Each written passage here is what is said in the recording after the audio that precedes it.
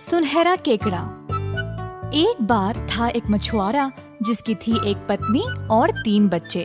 वह रोज मछली पकड़कर सब कुछ महाराजा को बेच देता था। एक दिन उसने एक सुनहरे केकड़े को पकड़ा। अब क्योंकि केकड़ा इतना चमक रहा था, मछुआरे ने उसको अलग थाल पर रख दिया। एक दिन मछुआरे की पत्नी ने अपने गाउन को थोड़ा सा ऊपर बांधकर सफाई का काम करने लगी, जब उसको एक आवाज सुनाई दी, अपनी टांगों को छुपाओ, अपना गाउन नीचे करो। पत्नी ने मुड़कर देखा कि वह एक सुनहरा केकड़ा बोल रहा था। क्या तुम बोल सकते हो? हाँ, बदतमीज।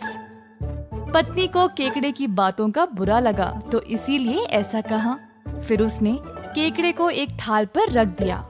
जब मछुआरा घर वापस आया और दोनों खाने के लिए बैठे तो केकड़े ने फिर से बोला, हे, मुझे भी कुछ दे दो खाने के लिए। दोनों हैरान रह गए, परंतु उन्होंने केकड़े को भी कुछ खाने के लिए दे दिया। जब मछुआरा केकड़े का खाने का थाल वापस लेने गया तो उसने देखा कि वो सोने से भरा था और ऐसे ही रोज होने लगा। जल्द बूढ़े मछुआरे को केकड़े से बहुत लगाव हो गया। एक दिन केकड़े ने पत्नी जी से बोला, जाओ और महाराजा से कहो कि मैं उनकी सबसे छोटी बेटी से शादी करना चाहता हूँ। पत्नी महाराजा के पास गई और इस बारे में उनको बताया। अपनी बेटी को एक केकड़े के साथ शादी करने के सोच पर राजा हंसने लगा, पर उन्होंने केकड़े का प्रस्ताव पूरी तरह से इनकार नहीं किया। उनको लगा कि शायद केकड़ा कोई राजकुमार होगा। तो महाराजा ने कहा, जाओ बुढ़िया और कह देना केकड़े से कि मैं उसको अपनी बेटी दूंगा अगर वो कल तक मेरे महल के आगे एक बड़ी सी दीवार खड़ा कर सके जो मेरे मीनार से भी ऊंची हो और जिन पे दुनिया की सारे फूल खूबसूरती से उगे और खिले। मछुआरे की बीवी ने घर जाकर केकड़े से ये बात कह दिया। केकड़े ने बुढ़िया को एक सुनहरी छड़ी दी और बोला, ये छड़ी ले जाओ और महाराजा के बताए गए जमीन पर 3 बार मारो। कल सवेरे तक वहाँ दीवार खड़ी हो जाएगी।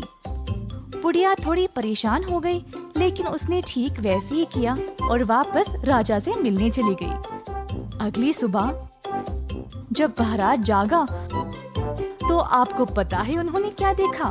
एक बड़ी सी दीवार वहाँ खड़ी थी, जैसे केकड़े ने बताया था। बुढ़िया राजा के पास गई और बोली, आपका आदेश पूरा हुआ। राजा बोला, ये सब तो ठीक है, लेकिन मैं अपनी बेटी को नहीं दूंगा जब तक मेरे महल के बगीचे के आगे 3 फव्वारे न हो, जिसमें पहला सोने का हो, दूसरा हीरो का और तीसरा अनमोल रत्नों का हो।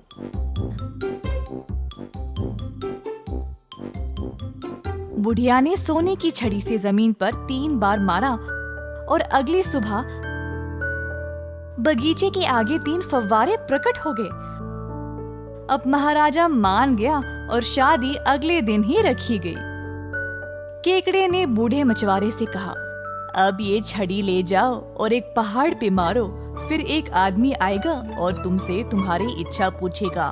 फिर उसको जवाब इस तरह देना कि आपके महाराजा ने मुझको ये संदेश देने के लिए भेजा है कि तुम्हें उनको एक सुनहरा वस्त्र भेजना है जो सूरज के जैसा हो। उससे वो महान सोने का वस्त्र और अनमोल रत्न ले आओ जो गुलशन के जैसे हो। ये सब मेरे पास लेके आओ और एक सुनहरा तकिया भी। बूढ़ा मछुआरा गया।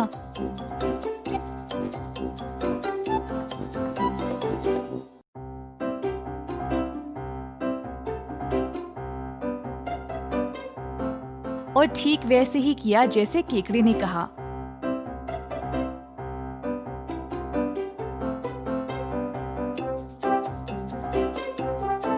जब वो कीमती वस्त्र ले आया, केकड़े ने उसको पहन लिया और सुनहरे तकिए पर बैठ गया और इस तरह मछुआरा उसको महल ले गया, जहाँ केकड़े ने रानियों वाले वस्त्र दुल्हन को भेंट दिया। शादी हो गई और जब दोनों अकेले थे तब केकड़े ने अपनी दुल्हन से कहा कि वो एक बहुत महान राजा का बेटा था और उस पे जादू का असर था। वो दिन में केकड़ा और रात में आदमी के रूप में रहता है और वो चील भी बन सकता है। ये बात कहते ही वो एक खूबसूरत आदमी के रूप में बदल गया, लेकिन अगली सुबह वो फिर से एक केकड़ा बन गया और ये हर रोज होने लगा। राजकुमारी जल्द ही केकड़े को चाहने लगी। वह उसके प्रति स्नेह और प्रेम से पेश आती थी। राजकुमारी का केकड़े की तरफ अत्यंत स्नेह देखकर महल के सारे सदस्यों को बड़ा आश्चर्य हुआ। सबको दाल में कुछ काला लगा, लेकिन जासूसी के पश्चात कोई सच्चाई नहीं जान पाया। 1 साल के बाद राजकुमारी को एक लड़का हुआ जिसका नाम उसने बेंजामिन रखा, पर उसकी माँ को ये सारा मामला बड़ा अजीब लगता था।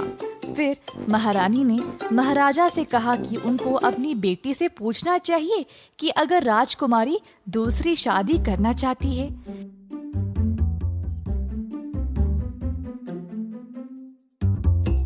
लेकिन जब राजकुमारी को ये पूछा गया तो उसने बोला, मेरी शादी केकड़े से हुई और मैं उनके साथ ही रहूंगी। राजा ने कहा, मैं एक महा उत्सव का प्रबंध करूंगा जिसके लिए मैं दुनिया के सारे राजकुमारों को आमंत्रित करूंगा। अगर उनमें से किसी ने भी शादी में तुम्हारा हाथ मांगा तो तुम्हें उससे शादी करनी पड़ेगी। शाम को राजकुमारी केकड़े के पास गई और ये सब बता दिया। तो केकड़े ने कहा, इस छड़ी को बगीचे के द्वार के पास ले जाओ और जमीन पर मारो। एक आदमी आएगा और तुमसे कहेगा कि आपने क्यों बुलाया है, मैं आपकी क्या सेवा कर सकता हूँ। और तुम कहना, आपके महाराजा ने मुझे यहाँ भेजा है आपको ये बताने के लिए कि आप उनका सुनहरा कवच, उनका घोड़ा और चांदी का सेब दे दे।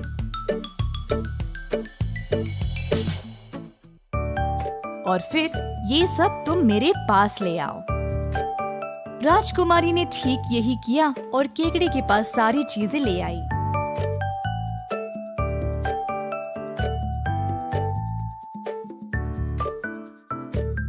शाम को राजकुमारी महा उत्सव के लिए तैयार हो गई। उत्सव पर जाने से पहले केकड़े ने कहा, जब तुम मुझे उत्सव पर देखोगी तो कुछ भी नहीं बोलना। अगर बोल दोगी तो कुछ बुरा हो जाएगा। तुम अपनी बहनों के साथ खिड़की के पास बैठना। मैं घोड़े पे आऊंगा और ये चांदी का सेब तुमको दे दूंगा। तुम सेब को लेना और अगर तुम्हें कोई पूछेगा कि मैं कौन हूँ तो बोलना कि तुम नहीं जानती।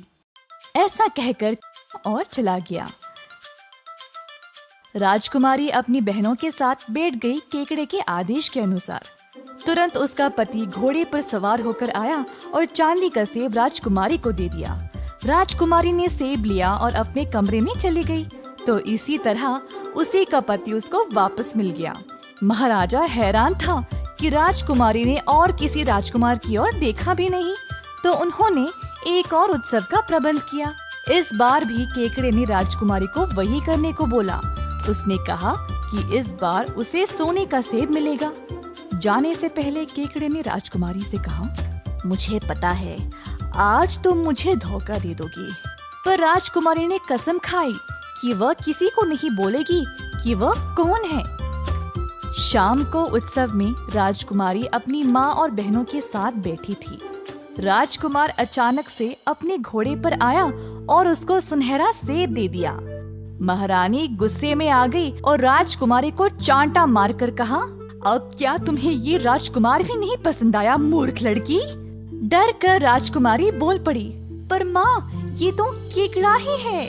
महारानी और गुस्सा हो गई क्योंकि उसने उनको ये बात पहले ही नहीं बोला। तुरंत वह अपनी बेटी के कमरे में गई जहाँ पर केकड़े का सुनहरा खोल पड़ा था और उसको गुस्से में आकर आग में डाल दिया। बेचारी राजकुमारी कूट कूट कर रोने लगी, पर उसका पति उसके पास वापस नहीं आया।